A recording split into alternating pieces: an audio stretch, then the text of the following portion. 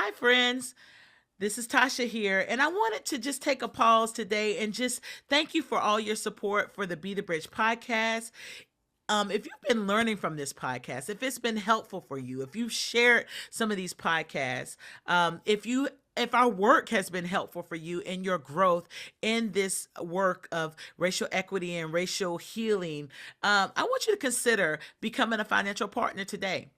And the other thing that I want you to consider to do is to go to our store and shop and purchase. You can sport our apparel, our Be the Bridge apparel, and this will allow you to donate to our cause when you shop our store. Our vision is seeing that all are equipped to flourish through expanding our reach and continuing to spread this good news of social justice so we can make it right for all, for everyone, not just some. We are able to pursue this vision and fulfill our mission of empowering people and culture toward racial healing, racial equity, and racial reconciliation through your generous support.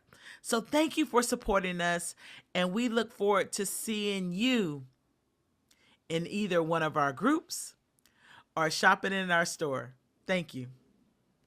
You got to bring popcorn to your comments now. I have a gift for triggering people. I don't know what it is. I don't try to. I promise, Latasha. I don't try to. You are listening to the Be the Bridge podcast with Latasha Morrison. How you guys doing today? It's exciting. Each week, Be the Bridge podcast tackles subjects related to race and culture with the goal of bringing understanding. But I'm going to do it in the spirit of love. We believe understanding can move us toward racial healing, racial equity, and racial unity. Latasha Morrison is the founder of Be the Bridge, which is an organization responding to racial brokenness and systemic injustice in our world. This podcast is an extension of our vision to make sure people are no longer conditioned by a racialized society, but grounded in truth. If you have not hit the subscribe button, please do so now. Without further ado, let's begin today's podcast. Oh, and stick around for some important information at the end.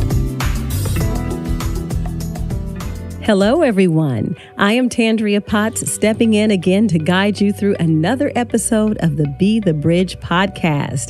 And this one is super special, y'all.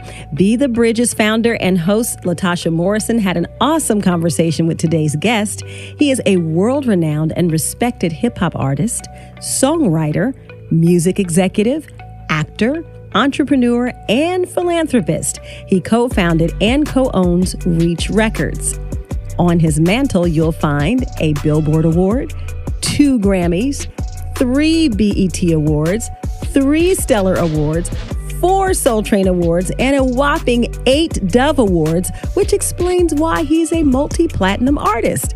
Who am I talking about? Lecrae Devon Moore, known around the world as Lecrae.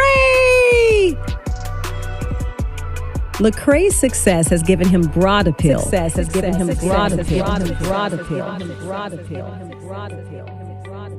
I loved Latasha's conversation with Lecrae, and periodically I will guide you through their discussion. And as a bonus, I will give you some new terminology that, if nothing else, will make you a little cooler to your kids, nieces, and nephews. So, first things first. I won't assume you know Lecrae's music, and secondly, I won't assume you understand why he is so popular. We'll highlight his music throughout the podcast periodically. To answer the question, why is he so popular? That's simple. He spits bars. Okay, here is some new terminology for you. Spitting bars simply means he is adept at reciting clever metaphors and similes that rhyme in rhythmic patterns that are in sync with a heavy beat and music. Okay, so in other words, he's a really talented rapper. As an example, check this out. Hey, listen. Hey, look, Cole talk that college talk, Wayne talk gangs, JB talking money, man, and Gay talk fame. And people say I talk about the same old thing. The reason why I sound the same is cause the truth don't change. Look, people get it twisted like a lemon in the spirit. If I ain't talking killing, I must be talking about healing. Now I ain't talking about how Jesus gon' make me $1 million with my hands to the ceiling. I got that spiritual feeling, my head bowed down, my knees to the floor. Oh, you a Christian and you rap, that must be the way you flow. No, I talk reality like mama on a deathbed. The birth of a child, a soldier losing his left leg. Who gon' write songs to give him Bars. That man spits bars, and that was called a freestyle, meaning he was making those lyrics up as he went along. This is where I could use the idiom off the top of the dome, but we'll save that for another day. Let's move on. Now that you know and understand Lecrae's level of talent, let's find out what drew him to the art form and culture known as hip hop. A lot of people, especially Christians, when they think of hip hop, they think of like foul language, misogyny, violence, all the things. And as a Christian, what drew you to hip hop in the first place? What drew me to hip hop? Okay, Yeah. So that's a good question. For me, hip hop is this culture that was birthed in the 70s from a group of disenfranchised kids. Yeah. Black and Hispanic kids. And so they talked about the woes of their community and the issues they struggle with. And oftentimes they were like what you would call the griots and the people who gave the news in the community. Right. And so you were hearing stories that you could relate to that you wouldn't have heard in the mainstream media because it wasn't on the radios and whatnot. And so being a kid who grew up in this urban environment and grew up around a lot of the things that didn't make it onto the news at nighttime. Right. This music was like the way I could hear stories I understood and I related to. And it was like, oh, I know this story and this relates to me. And so that's how I first began to fall in love with hip hop. Now, when some of those stories were commercialized and a lot of the gang violence and a lot of the shootings and the misogyny was commercialized. It really wasn't until the suburbs started to eat it up, right? And it got commercialized where people started telling these stories again and again in order to exploit. They exploited these stories in order to make money. And so that became the prevalent voice in hip hop. There's so many things that the culture, we're a diverse culture, but a lot of the subject matter lands on these type of topics because that's what seems to sell, unfortunately. And but that's not all of who we are. Obviously, I exist and I'm about those things. So that's that's my kind of journey into hip hop. Okay, here is some music terminology. CCM is short for Contemporary Christian Music. CCM is to pop what gospel is to R&B. Most CCM artists are white, and the main hub for CCM is Nashville, which also doubles as the center of the country music universe. Gospel music doesn't really have a hub and is dominated by Black artists. With that said, one might think that Lecrae mainly dominates the gospel charts. Not so, which is why Latasha asked this question. As you've journeyed through this path and navigated through the Christian space, I know when you first started out, you were in a lot of CCM spaces. What was that like? And if you could do it all over, what kind of things would you do over in that space? Oh, that's a good question. I'm glad you asked that. For anybody who doesn't understand, music, I have to talk about music in general first, right? To set it up, right? Music, for all intents and purposes, when it became popularized in America, when Black people, African American people started doing music, they would call what we did race music, right? And so if music was done by African American people, it was called race music. And then as our white counterparts started adopting the music or remaking it, it would fall into different categories. And so what typically would happen is you would have these categories that were not necessarily based off of genre as much they were based off race. Right. And so R&B was seen as black. Even if the artist like a Beyonce did a pop song, she was an R&B artist. And then here comes these rappers, these Christian rappers, and people don't know what to do with them, right? And so it's like, well, they should be gospel because they're black, right? Because gospel is the black genre, and Southern gospel is white, or contemporary Christian is white, by and large. And so people didn't know what to do with me. So at first I was categorized as gospel, but then the gospel community was like, well, he ain't gospel. He don't sing, right. you know? So they were like, I mean, we love him. That's our little brother, right. But he don't sing. Right. So, you know, there wasn't a lot of movement for me in the gospel space. And then, of course, a lot of moms and dads in the suburbs, white moms and dads, were looking for music that their kids liked, and their kids were into hip hop. The kids were into rap music, and so it was a natural progression to introduce their kids to Christian rappers. And so now a lot of these white kids are listening to Christian rap, and that's who we find ourselves in front of consistently, because the traditional black church doesn't quite know what to do with this rap thing. Like, wait a minute, hold on, you know, we do gospel. Right. Hold on, little brother. And so that's a whole other story. I had to like campaign amongst the mothers of the church, the grandmothers, and say, this is what your baby need to listen to, okay? Wow. That's interesting. And so I found myself in front of a largely white CCM audience. And initially I thought it was great. I was like, hey, I'm just happy that somebody wants me, you know, somebody wants to listen to this music. But over time, I began to realize to some people I was a novelty. And it wasn't that they appreciated all of who I was and all of my story. It was almost an appropriation, an object, and being objectified in some sense, where we want what you give, but that's about it. Like, we'll take the music, but not everything else that comes with it outside of your faith. Right. That was a perfect segue. Let's keep going in this direction. If you could do that over again, and I know that's a story that a lot of us have, you know, as we've intersected into predominantly white Christian spaces. If you could do it all over again, what would you do differently? Yeah, I think what I would do differently is I would have, you know, been very conscious of the African-American individuals who needed to hear my voice as well. And I would have been very, you know, there was a time period where I was doing, you know, one free show a month in the black community, just because it was like, yo, I'm not seeing my people. I thought that was enough, but I didn't realize like I needed to be way more intentional about the African-American community. And I think, I would not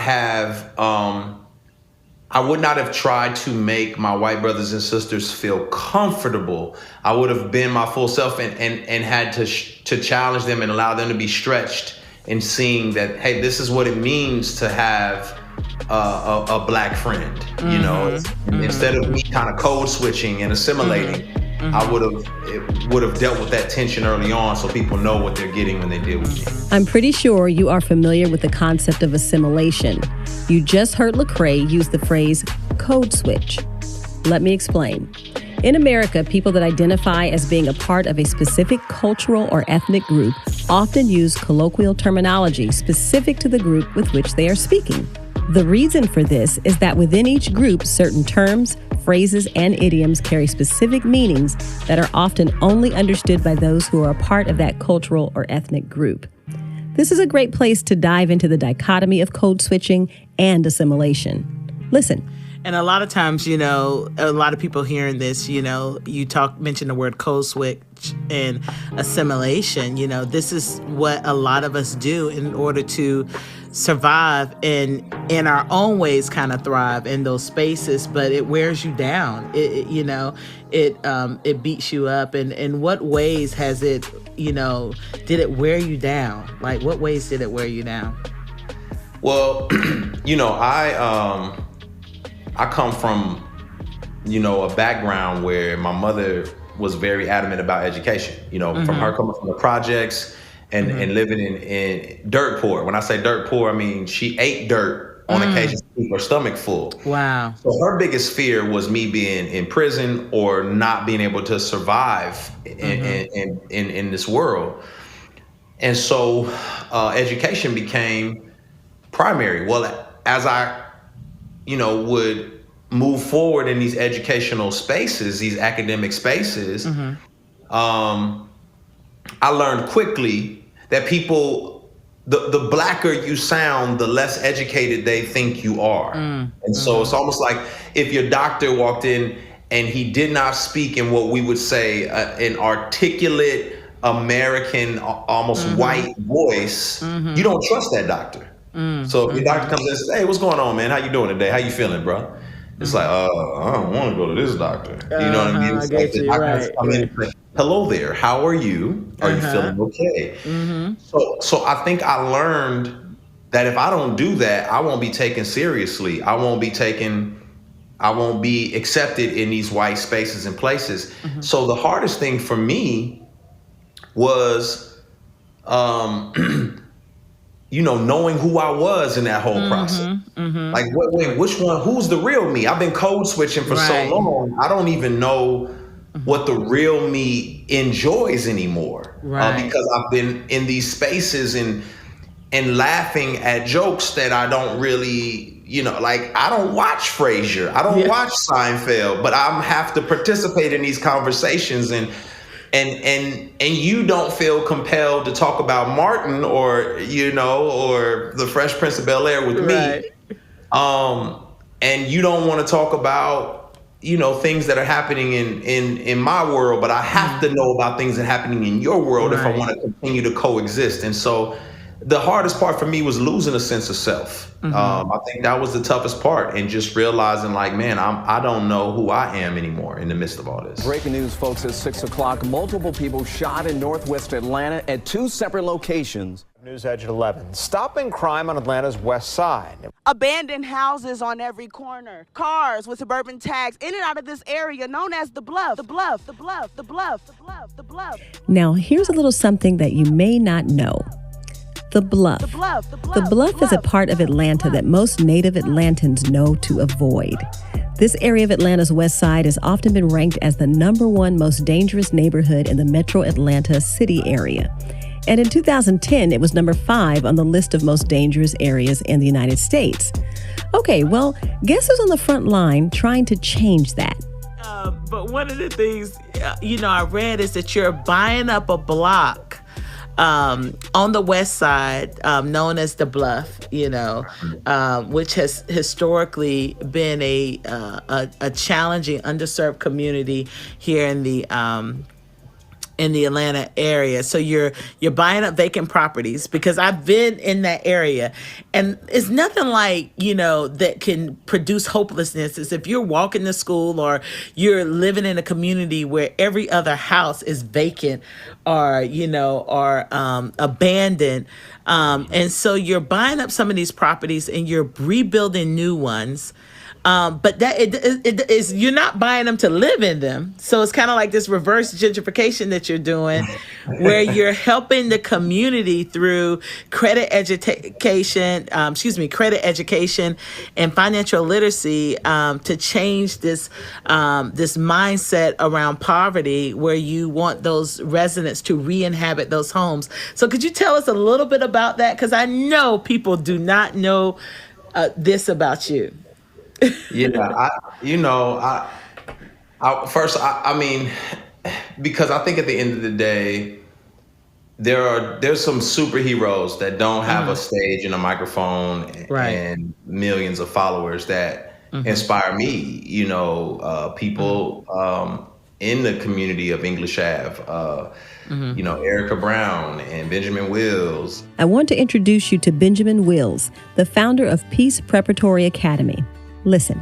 So in 2012, after moving back to Atlanta and teaching in the inner city, I just began to really wrestle personally with what was happening in our public school system and what was happening in our neighborhood. And as schools began to close and families began to really continue to live in crisis, we just became to be burdened for that. And so we spent 40 days and 40 nights in prayer during Lent in 2012, just asking God, how could you use me the way that you've uniquely created me and gifted me to impact your kingdom and impact this neighborhood. And through that, the vision for the school came out of that, which was that we would educate whole children, support whole families, and provide growth and change opportunities for the whole community. You mentioned Peace Preparatory Academy, and I've heard you mention that a couple times.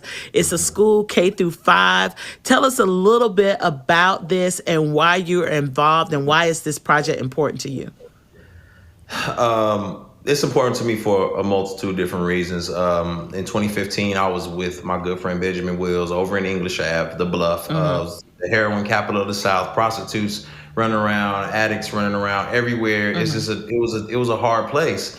And there was no school in the community. The school that was there had been shut down, and there hadn't been a school there in 20 years. So kids were either not going to school, or they were getting, bussed out and having to take the city bus and in dangerous circumstances and conditions. We're talking about little kids. Right.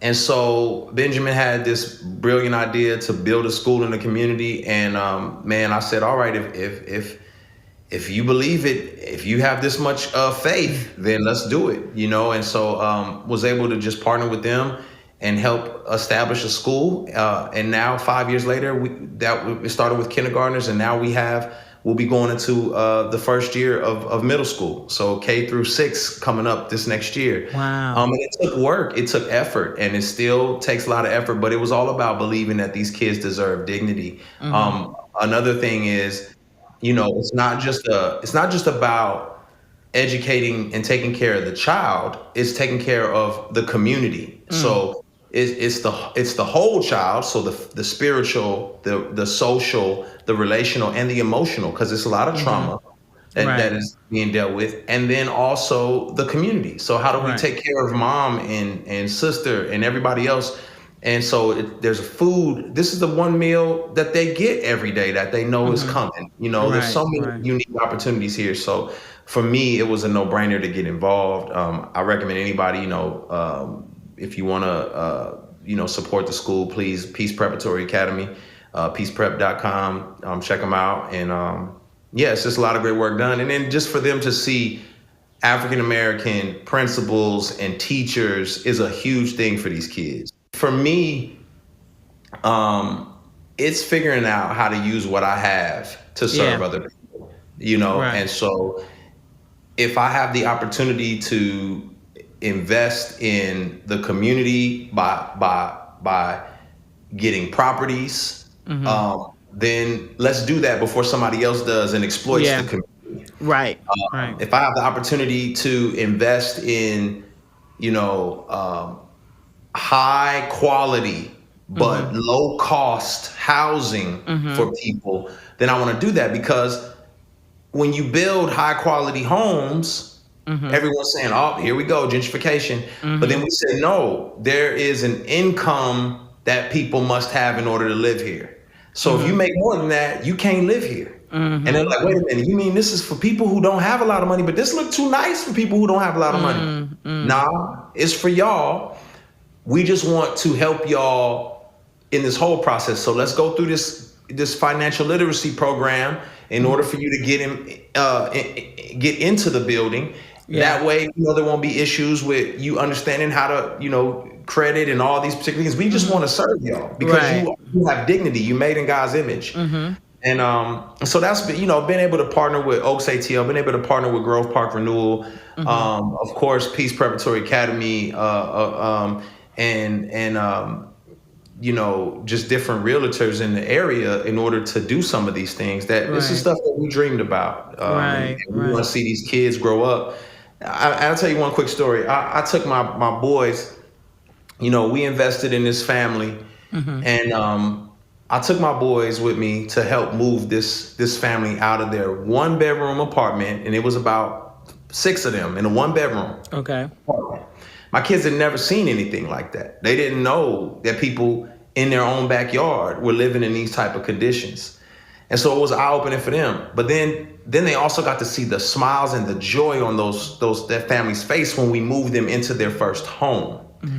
And we're moving them into their first house, and these kids are saying, wait, this room is for just me and my sister? Yes. And the joy. And so even for my kids, they were like, wow, Daddy, like, wow. I appreciate things so much more. And those kids are no better than my kids, and my kids are no better than those kids. So everyone, all of them have dignity and deserve to have those moments where they feel like value.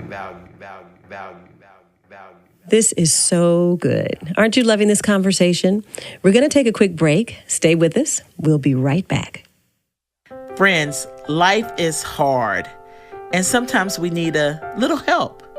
Navigating the stress of sudden changes in income, health complications, and/or the loss of someone close can be overwhelming. Not to mention the stress of the tense time of political and social disharmony. Honestly, at this time, we all could use a little help. Well, guess what? There is help. There's help through BetterHelp.com. That's better, H-E-L-P. BetterHelp.com makes professional counseling. It makes it accessible, affordable, and convenient for anyone who may be currently struggling with life's challenges. If that's you, you can get help anytime, anywhere. BetterHelp.com offers access to licensed, trained, and experienced and accredited psychologists, marriage and family therapists, clinical social workers, and board-licensed professional counselors.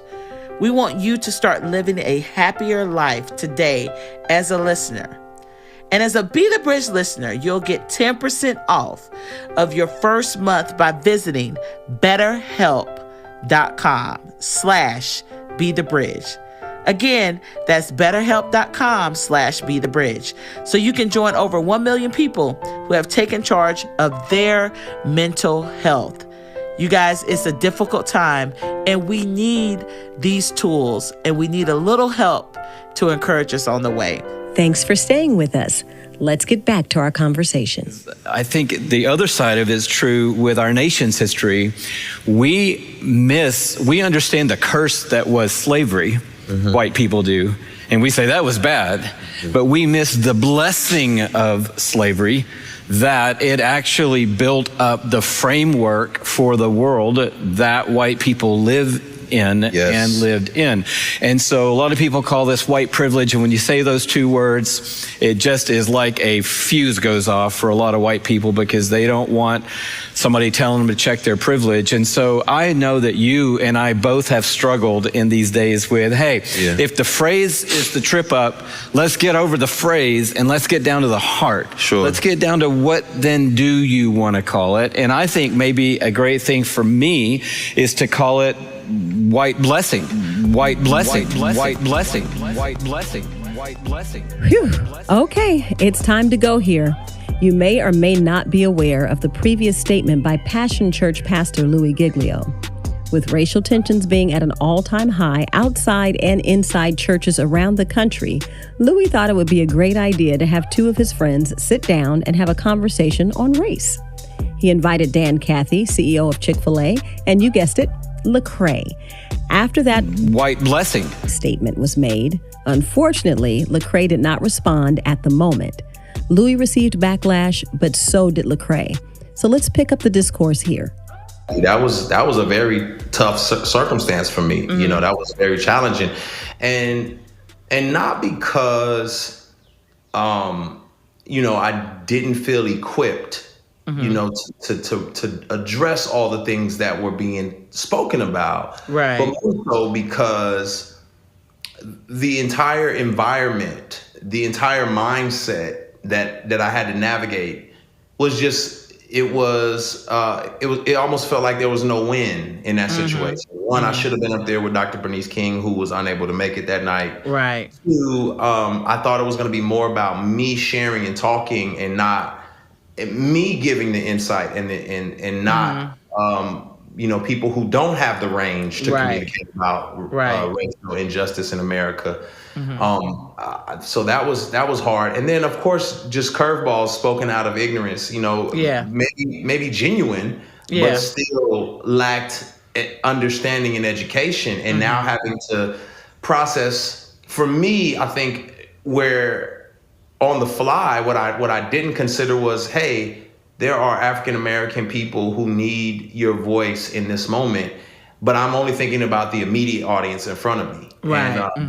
And so it's just that tension and that dance of trying to be Right. loving and be gracious, but at the same time also saying, man, this is not okay. And so it's like working through that tension. Right.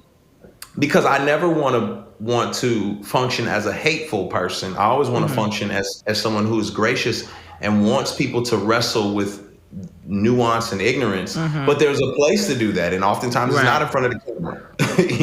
If you could replay that moment, what would you say? Now. Yeah, I mean, I think the biggest thing is like, hey, right now you're wanting to change the term white privilege into white blessings, right? And I would say, you cannot take that upon yourself to change the title to accommodate you, right? It's like you can't like, hey, let me change the language so I feel accommodated.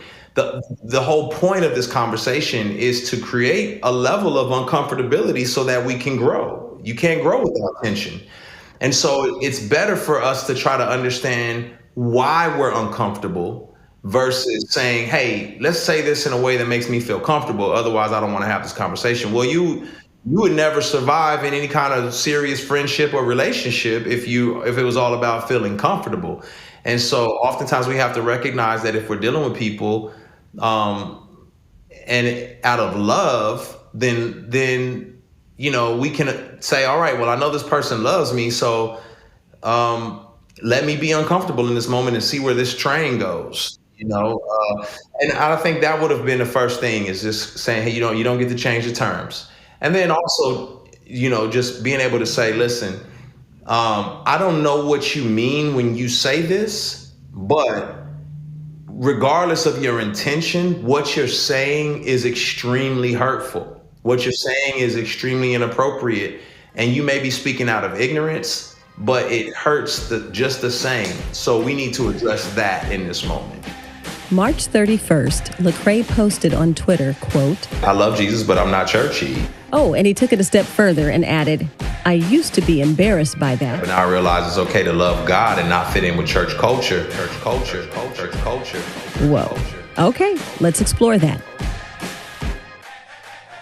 But what you said resonated with so many, and I get it. Can you explain for those who didn't see the post, especially knowing your background and the spaces that you kind of losing your identity in some of these spaces. I understand exactly, what you were saying. So can you explain, and what has that process been of kind of been with you and as you deconstruct, just the thinking around that? Yeah, I think, oftentimes when people hear what you aren't saying a lot more than they hear what you are saying, right? So I think people don't realize that the American church has a culture, right? Like, I mean, you would be remiss to not know that the Asian church has a culture, or African church has a culture. When you walk in, oh, this is different. Right. This is different. Right. And a lot of times people feel like they're acultural. They're like, this is just church. What do you mean? Like, no, there's a whole culture to this that I really have never really connected with. I connect with the scriptures. I connect with God. I connect with my Savior. But the culture that's wrapped up in this, I don't connect with. And so it's funny. My wife and I, we went to this Christian family camp, and it's predominantly white. and they were like, hey, y'all, we just want to spend some time in worship. And then they instantly pull out this guitar. And I was like, I don't want to hear no guitar. I promise I don't want to hear this guitar right now. I don't know why in your brain you think this is like helping me connect to the Father more. It's not. If I told you, let's spend some time in worship, and I turned up the bass and started playing hip hop really loud, you probably be like, wait, what is this? Is not leading me to the Father. What are you talking about, Lecrae? And I'm like, y'all, that's part of your cultural distinction. Right. That's part of your cultural distinction. Tough times. As the saying goes, when America has a cold, Black America has pneumonia. Some of you may or may not agree with that statement. I'm curious what diversity educator Jane Elliott's thoughts might be on my previous statement. I want every white person in this room who would be happy to be treated as this society in general treats our citizens, our Black citizens. If you, as a white person, would be happy to receive the same treatment that our Black citizens do in this society, please stand. You didn't understand the directions.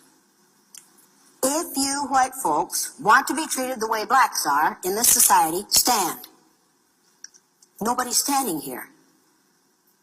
That says very plainly that you know what's happening. You know you don't want it for you. Exactly. So back to tough times. Toughest time of my life.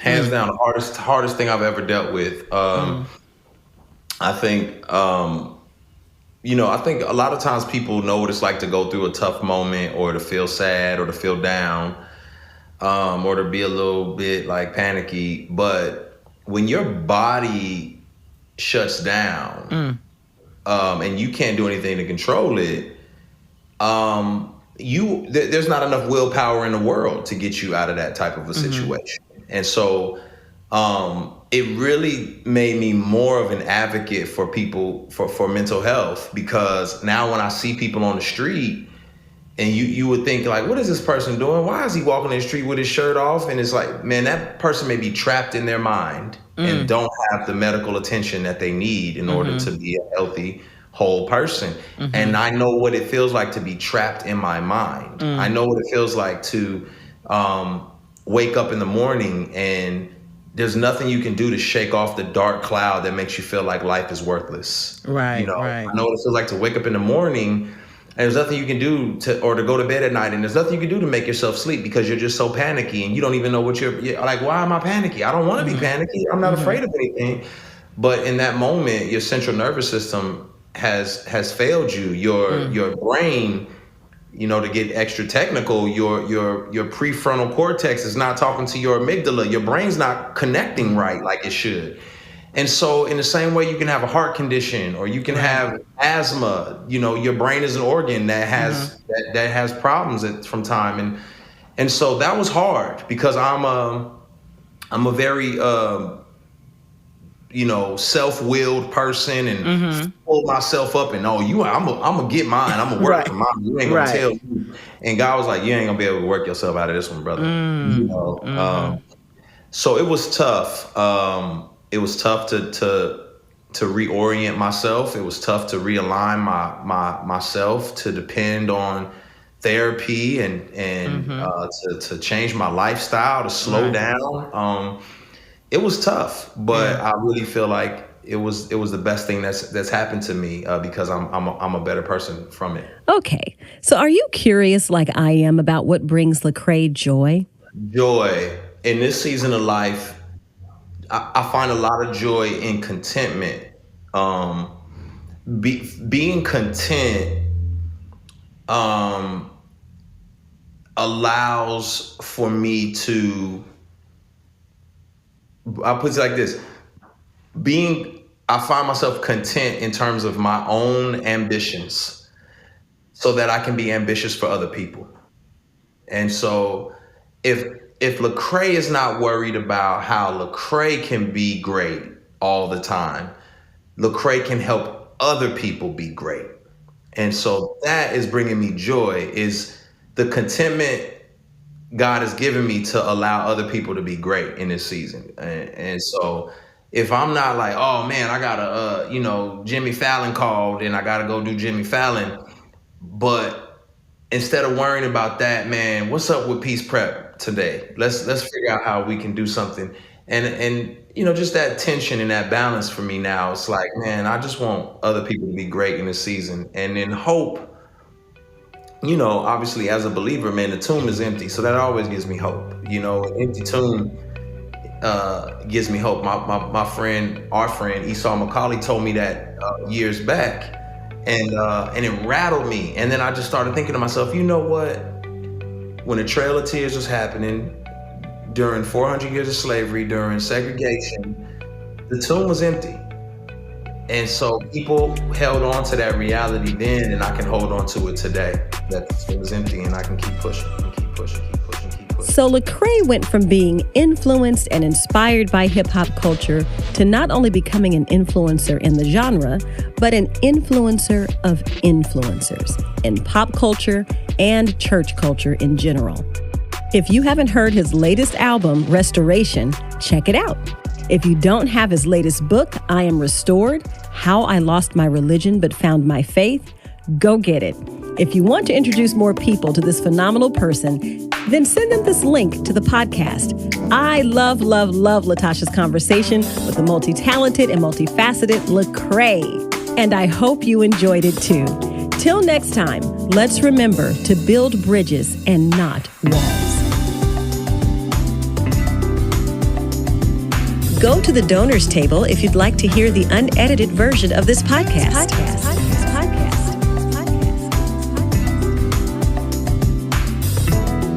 Thanks for listening to the Be the Bridge podcast. To find out more about the Be the Bridge organization and or to become a bridge builder in your community, go to bethebridge.com. Again, that's bethebridge.com. If you've enjoyed this podcast, remember to rate and review it on this platform and share it with as many people as you possibly can. You can also connect with us on Facebook, Twitter, and Instagram. Today's show was edited, recorded, and produced by Trayvon Potts at Integrated Entertainment Studios in Metro Atlanta, Georgia. The host and executive producer is Latasha Morrison. Lauren C. Brown is the senior producer.